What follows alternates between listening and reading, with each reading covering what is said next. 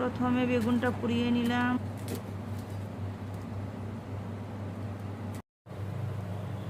এখন টমেটোটাও পুড়িয়ে নিচ্ছি।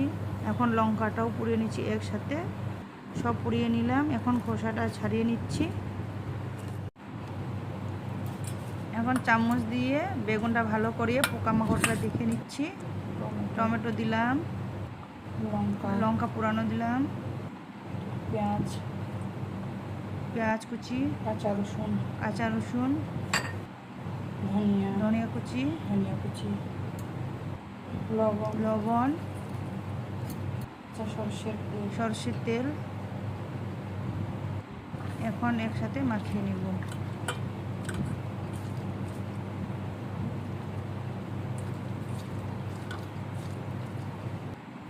বেগুন আর টমেটোর ভর্তা আমার এখন হয়ে গিয়েছে। এখন আমার বেগুনের ভর্তা কমপ্লিট।